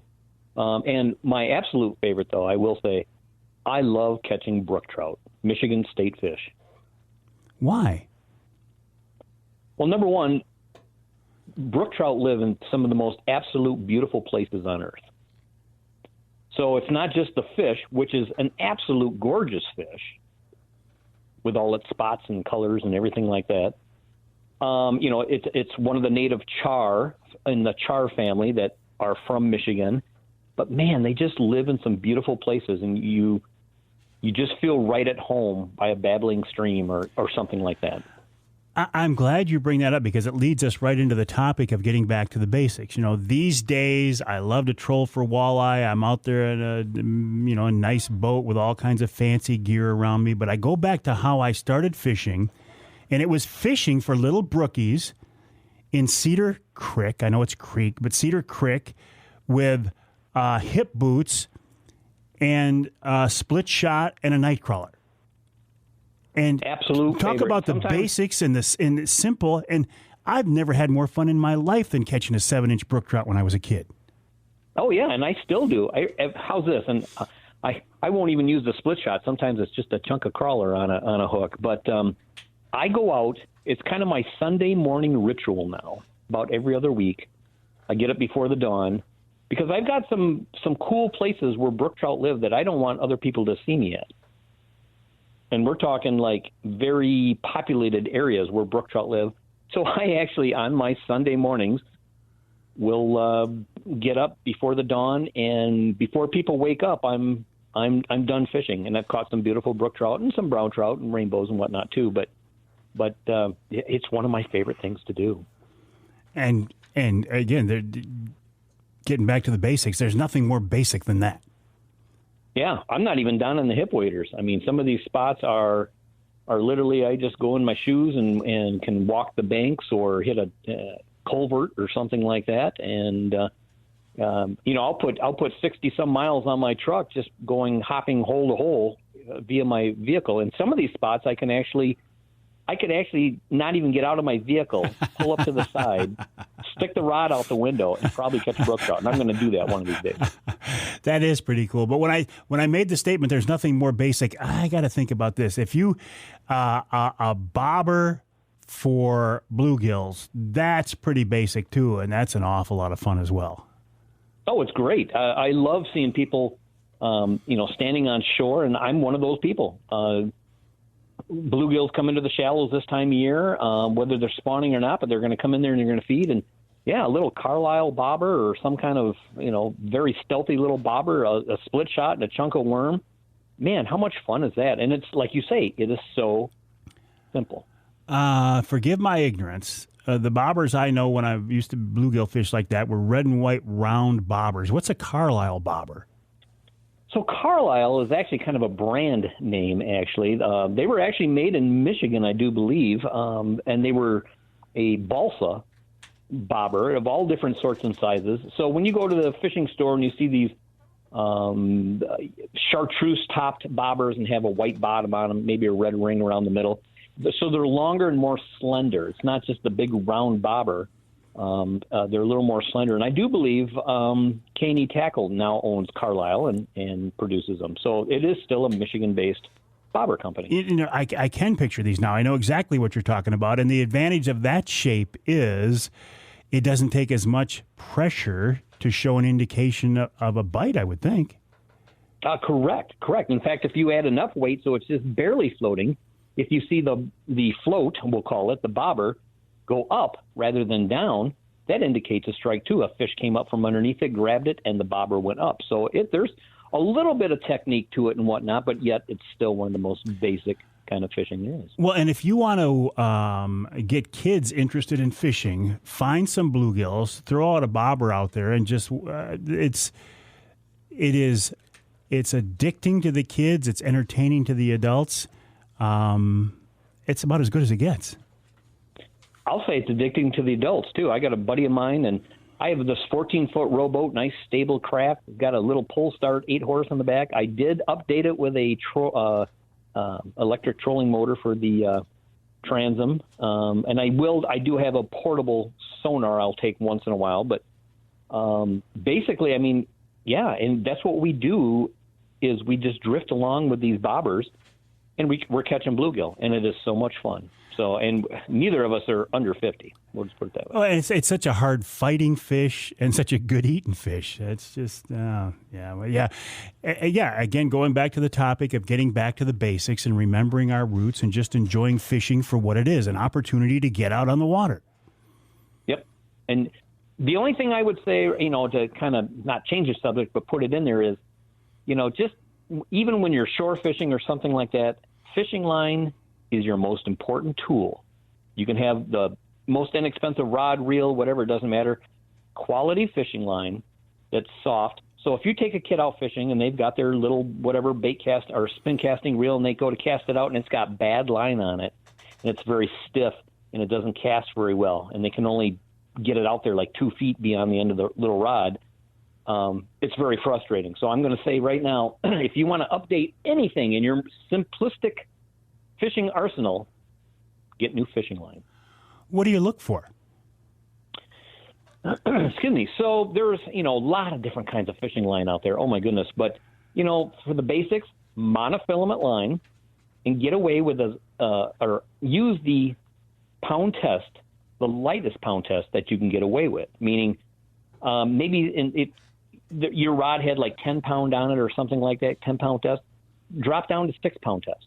It's going to cast easier. There's a lot of line out there that is soft versus stiffer. The stiffer lines might be like fluorocarbon has a little bit of stiffness to it. There's lines out there that have a coating to make them more abrasion resistant. But there's lines out there that when they say soft and supple, that's really what you want to use for this basic kind of fishing when it's bobber fishing, especially when getting kids involved. Going beyond the bluegills and bobbers, though, I hear people say the super lines, the braided lines. When do you give up mono in favor of the braids? The braided lines are great if you are a jig fisherman. So again, keeping it simple, a fly into Canada. You're in some tannic water. You're in a 16-foot rowboat with a 20-horse outboard. That's all you've got. You're out there jigging for walleye. Boy, that's when that stuff really shines through, is when you need that sensitivity. Because let's say a walleye, it when it bites something, it is so light, it's barely telegraphed through the end of the rod, and you'll be able to feel it better with that super line. I call it super line. There's all sorts of different brands out there, but the new braids. And how long, before we let you go here, how long before your nighttime mayfly, brown trout fishing adventures start? Oh, my goodness. Well, we're in the beginning of June, so I'm going to say within 3 weeks we're going to see the big mayflies starting to hatch on the rivers up here. So, yeah, fly anglers. Obviously, that's a time when the big browns come out of the woodwork, literally, and feed on those big Michigan hex. The Hexagenia lobata is the Latin name, and yeah, so we're only like 3 weeks away from that. I always bring that up just because I love hearing you say the name. Hexagenia lobata. There you go. All right, Dave, always a pleasure. I'll send people to the website wildfishing.com, and I'll be keeping an eye on that thing. I want to see what your new updated website looks like. I appreciate that. I literally am working on it. I have no doubt that you are. And if God is smiling on us and the planets align, maybe we'll finally get out on Saginaw Bay this summer. Just let me know a few days ahead. I'm ready the next few weeks. We've done this dance before. But I'll keep trying. I'll keep trying to get Dave Rose out on my boat with me because I think he's a great guy and I love spending time with him. His website, wildfishing.com. Keep an eye out for his articles and information on many different platforms. We'll take a break here in the Outdoor Magazine Show. Stay with us.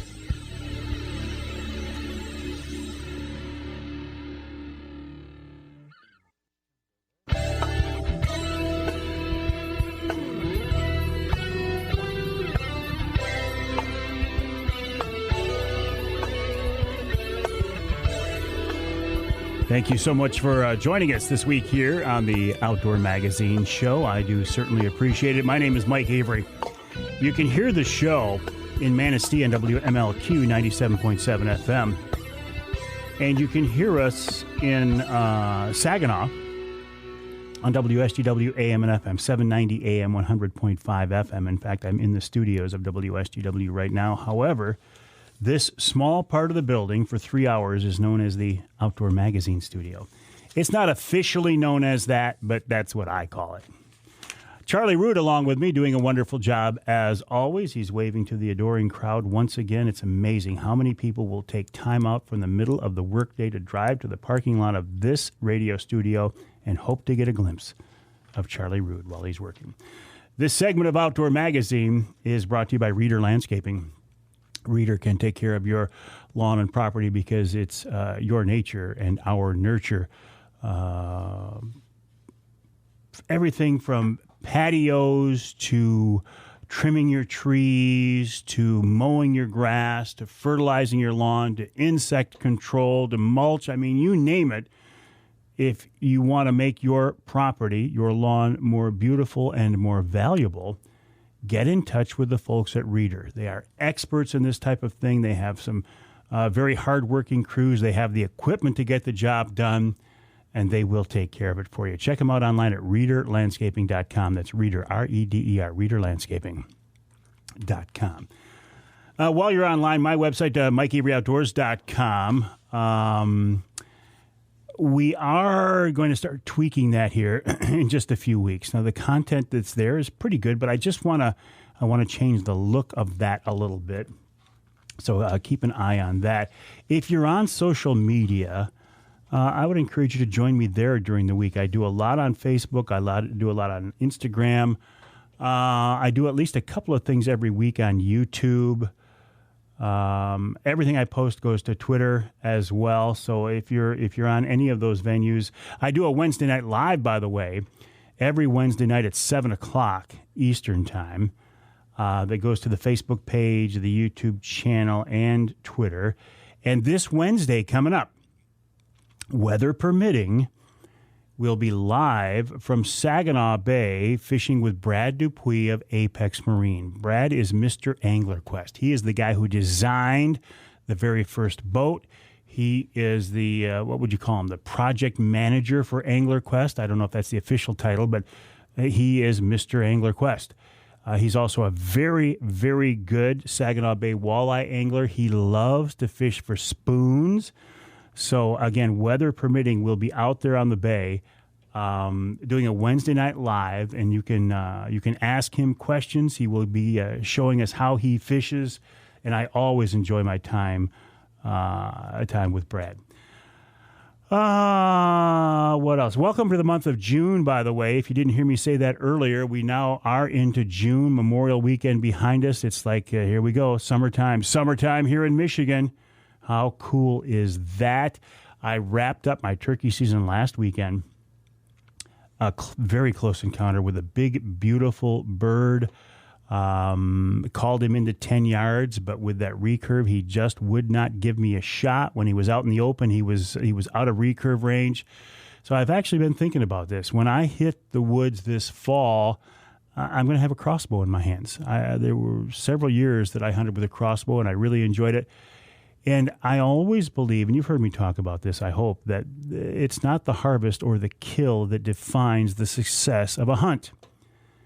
But I really felt this last turkey season. I had turkey hunted fairly hard for 6 weeks. I'd had close encounters. I just couldn't get it done. If I would have had a shotgun, certainly I could have killed 3 or 4 different birds. But that's just not the way that I choose to do it.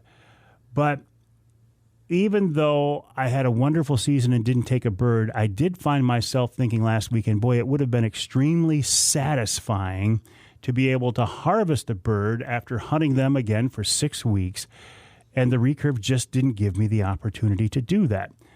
So I think I'm going to switch back to a crossbow. You might think I'm taking the easy way out, but let me tell you something. If you hunt with a gun, don't talk to me about taking the easy way out with a crossbow. I paid my dues with a compound. I paid my dues with a recurve, and I think I'm going to go back to a crossbow. And I'm actually more than okay with that. I'm pretty excited about it. To think that I might actually be able to make a quick, clean, humane killing shot on an animal more than 15 yards away, yeah, well, I'm looking forward to it. I am toying with the idea. I haven't fully committed to it yet, but I'm toying with the idea of tacitly allowing a buddy of mine to sneak some night crawlers on the Angler Quest if he promises not to tell me he's got them with him. I don't want to have to use him. He promised me he won't get into them unless it's an absolute walleye emergency.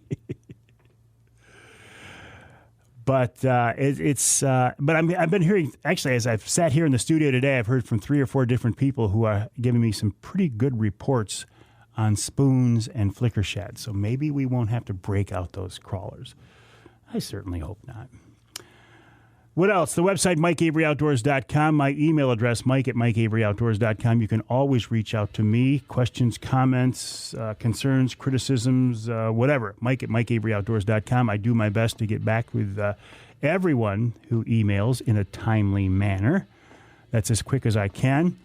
If I don't respond, send me a follow-up email. I mean, give me a little time. Don't come back in 2 hours and go, hey, Avery, you didn't respond. But make the title the subject line, "Hey, stupid." And I'll know right away, okay, you've tried to reach me and we didn't connect for some reason. But don't send your first email with the title line that says, "Hey, stupid." That tends to put my hackles up a little bit. Wild Game Chef Dave Miner coming up right here on Outdoor Magazine.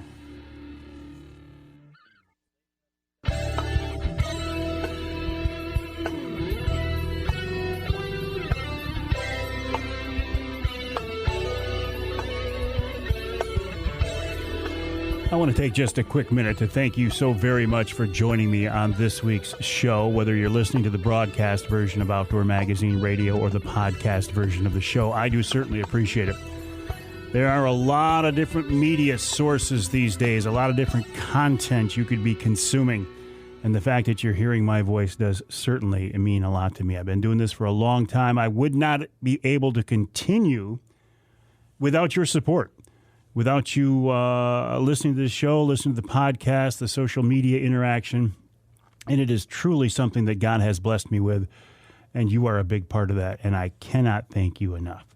I also cannot thank Wild Game Chef Dave Miner enough for being with me as a business partner and a friend for many, many years, and we're still working together even today and hopefully long into the future, and he's with us once again. David, welcome back. How are you? Michael, I'm doing extremely well, and I want to thank you for letting me talk about on the radio about we need help. And I picked up a cook and a waitress. I still need one more of each. You did? Well, good for you. You're moving the right direction then. Yeah. And yesterday, it's just been glorious. I'm getting ready to head back into the Birch Run area, more so than not. And I've been putting the food plots in, touching them up today, finishing that off, and hopefully we'll get a little rain and things will be glorious. Wonderful, Dave. Listen, I don't want to put you on the spot, but do you have a target date for reopening Oscar and Joey's? Fast and furious. As fast as we can get open, we're going to try. Now that they've reduced all of these restrictions, we won't have to have the plexiglass, and if we can not use masks, we all been vaccinated so far, and the new people that I got, they're vaccinated, so we are on the direct path, hopefully before the the end of the month, maybe. Excellent. I will look forward to that. And you just made me a very happy man. The only way to make me happier is if you have a good recipe you can share with us right now. Oh, man, I forgot all about that. Maybe I could wing something, maybe, okay? Yeah, that's fine. What do you mean? What do you mean you forgot? You came on the show and forgot you were going to have to do a recipe? It's only happened 2 other times in my career. All right, listen. So let's change gear. Let's change gears here a little bit. You always. I got one. You do? Okay, you're just pulling my leg? Yeah. Oh, yeah. I should know that by now. It's a long leg to pull, too. It is, yes. Okay. From what I've been talking to people, around, people stop me all the time. Lake trout seems to be really on fire fishing for them, so. Anyways, it's an Italian style. We did this probably 20 years ago for your show when it was on the TV. And so you need about anywhere from 8, 10, 12 ounces, depending on how hungry you are, boneless, skinless. Lake trout are one of them fish you want to skin deep, cut that lateral line out, make a V, get rid of any of that darker meat.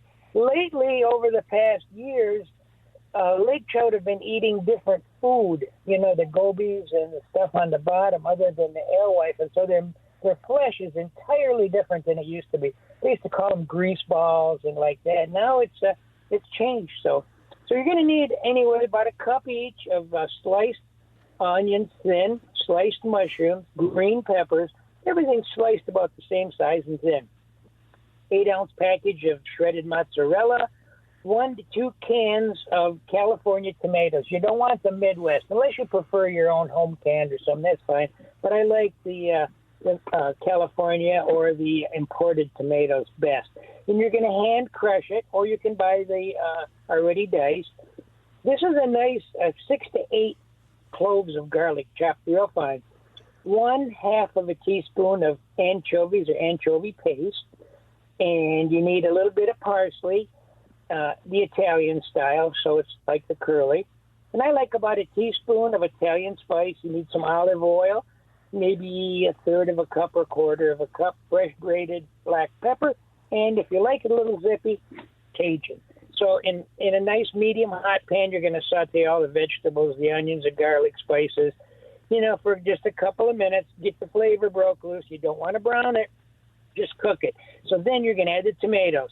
Bring that up to a boil, nice fast boil. Reduce it down a little bit till it's kind of thick because the fish is going to cast off some liquid when we're baking this. Grease up the pan a little bit with the olive oil. Lay the fish down, and then spoon all of this mixture on top, and then add the cheese and the Parmesan. And if you want, that would be the time to sprinkle a little bit of Cajun on it, or you could use the fresh pepper on top. And it's only going to take about 15 minutes, maybe 20 tops. You can take a couple of forks, and separate that meat a little bit and looking down in there and see if it's kind of getting flaky. If it is, don't forget it's going to cook another 2 or 3 minutes while it's cooling down. This you want juicy. You don't want to dry this out. You don't want to overcook this dish because it's a dish that should be nice and juicy and succulent. And lake trout, you could use this with salmon and walleye and steelhead.